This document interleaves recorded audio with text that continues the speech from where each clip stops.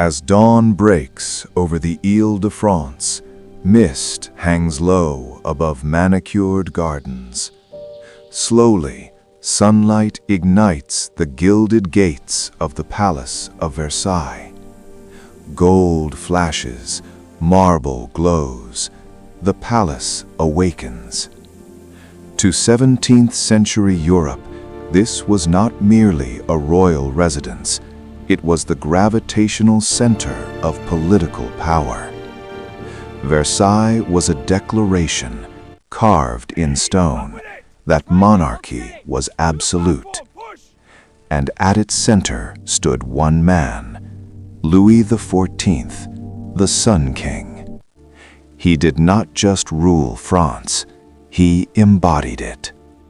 Before Versailles became legend, it was a modest hunting lodge surrounded by damp marshland. The transformation was monumental. Engineers drained wetlands. Thousands of laborers moved earth by hand. Architects like Louis Laveau and Jules Hardouin-Mansart reshaped the landscape. Artist Charles Lebrun painted ceilings that elevated the king to myth. Construction lasted decades. The cost was staggering, funded by taxation, colonial revenue, and war spoils. But Louis XIV understood something revolutionary. Power must be seen to be believed, and Versailles would make belief unavoidable. The palace was not just built for beauty, it was built for control. Louis XIV required the French nobility to live at court for extended periods. Dukes, princes, and powerful families left their provincial estates and gathered beneath his roof. At its height, nearly 8,000 to 10,000 people circulated through the palace complex daily. Versailles became a carefully orchestrated ecosystem. Ambition was redirected away from rebellion and toward ritual. If a noble wanted influence, he did not raise an army. He attended the king's morning rising ceremony. Access replaced warfare. Etiquette replaced insurrection. Versailles was dazzling, but it was also surveillance disguised as luxury. Life inside Versailles was relentless. Every movement followed hierarchy. The gardens are splendid. Every corridor Indeed, they rival the reflected splendors. rank. Pardon, my lord. Be quick. The king's day unfolded through ritual. The lever, his ceremonial awakening, allowed selected nobles to watch him rise from bed. Even handing the king his shirt was an honor fought over by the highest aristocrats. Clothing was political language. Silk coats embroidered in gold thread. Towering powdered wigs. Shoes adorned with red heels, a color reserved by royal decree. Cleanliness, by modern standards, was different. There was no centralized plumbing system as we know today. Chamber pots and removable basins were common across Europe. Servants managed waste removal. Latrines existed, but were limited for the scale of population. It was not uniquely barbaric. It was simply pre-industrial. Then there was the Hall of Mirrors. 17 mirrored arches reflecting crystal chandeliers. Windows opening toward geometrically perfect gardens. Here, ambassadors negotiated alliances. Royal marriages were celebrated. Later, centuries afterward, treaties would reshape Europe within these same walls. Mirrors were not common luxuries in the 1600s. They were technological triumphs. And Versailles had more than anywhere else in Europe. It was a calculated display of wealth and industrial superiority. When candlelight flickered across the gallery, the effect was celestial. Versailles was not meant to impress. It was meant to overwhelm. 17th century medicine operated under humoral theory, the belief that health depended on balancing bodily fluids. Careful, it's heavy. Doctors feared that excessive bathing could weaken the body by opening pores to disease. So hygiene relied on linen changes, scented water, and dry washing techniques. Perfume became essential. In the southern French town of Grasse, perfumers refined powerful scents made from musk, civet, and ambergris. These were not subtle fragrances. They were armor against odor in an age before germ theory. To modern observers, the methods seem misguided, but they reflected the scientific framework of the time. Versailles was brilliant in art, yet limited in medical understanding. We must bleed him. Even the Sun King suffered. Hold still. Louis XIV endured severe dental operations without anesthesia. He survived infections, abscesses, and chronic pain. Royal physicians practiced bloodletting and cauterization, treatments believed to restore balance, but often worsening conditions. Power did not protect the body. Behind gold embroidery were fragile immune systems. Behind velvet curtains were sleepless nights. I cannot stand any Versailles radiated control, yet biology remained unconquered. Beyond the palace walls stretched vast gardens designed by André Lenotre. Nature itself was disciplined. Trees aligned in perfect symmetry. Fountains engineered through complex hydraulic systems. Statues of Greek gods reinforcing the king's divine symbolism. Water, scarce and difficult to transport, became spectacle. Fountains erupted not continuously, but strategically, activated as the king approached during garden walks. Even beauty followed hierarchy. Versailles was geometry imposed upon chaos. Order imposed upon nature. A political philosophy expressed through landscaping. By the late 18th century, the atmosphere began to change. When Marie Antoinette arrived from Vienna, she found court life rigid and suffocating.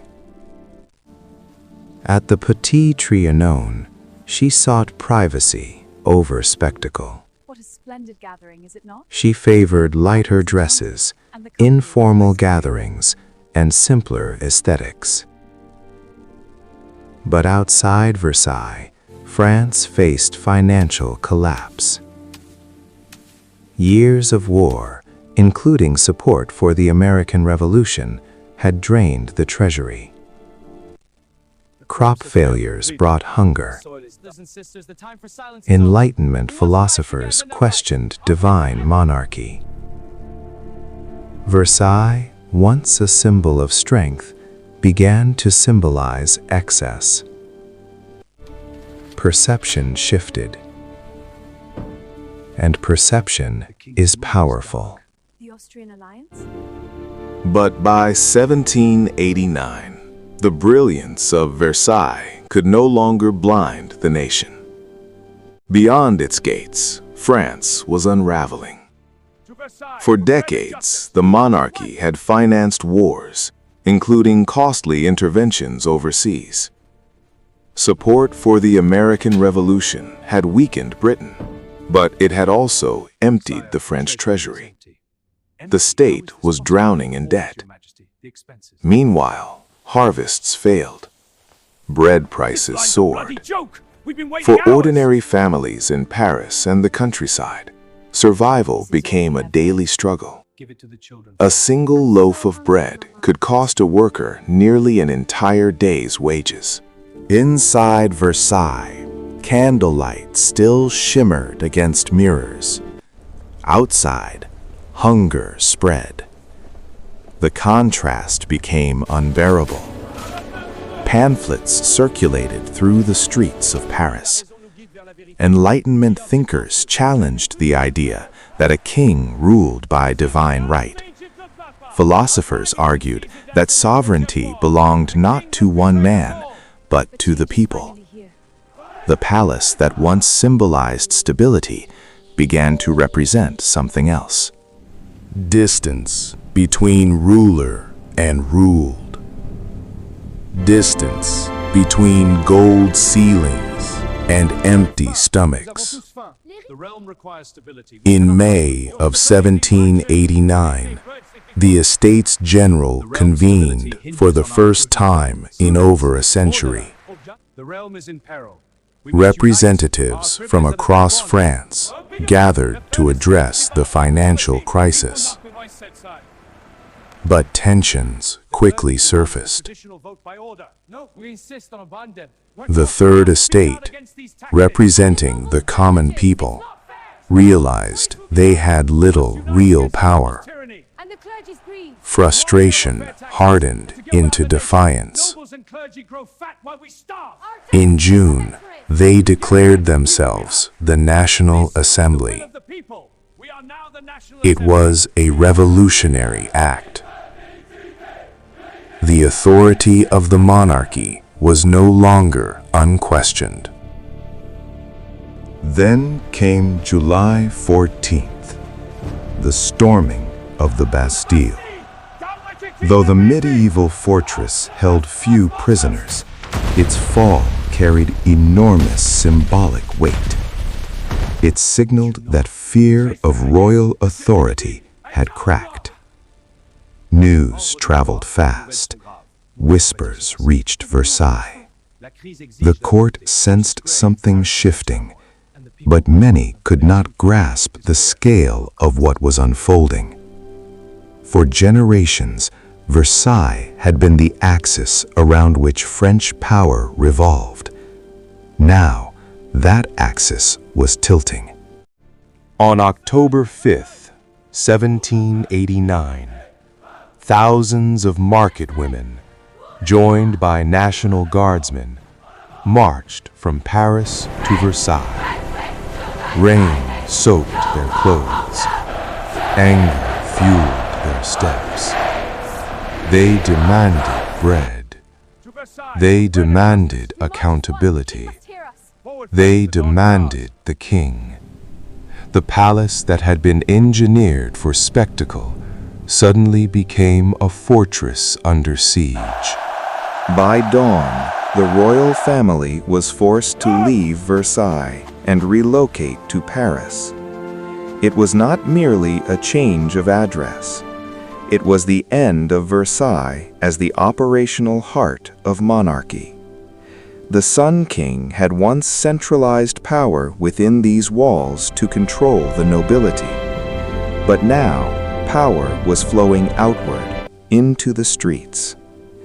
Versailles did not burn, it did not collapse, but it fell silent. Its corridors, once crowded with silk and ceremony, emptied. The rituals stopped. The chandeliers dimmed. The palace that had embodied absolute monarchy became a relic of it. In the years that followed, France would experience radical transformation. Republic, terror, empire. Kings would fall. An emperor would rise. And across Europe, the shockwaves of 1789 would challenge every throne. Today, visitors walk through the Hall of Mirrors and see only beauty. They photograph gilded ceilings, Wow, this place is They stunning. admire Photos. symmetry, Amazing. I'll get the group shot. Great. but Let's the head down. palace is more than marble and gold. It is a reminder that power built on spectacle must still answer to reality, Is it over? that grandeur so. cannot silence hunger forever, and that even the most radiant sun, no matter how brilliantly it shines, cannot prevent the coming of night.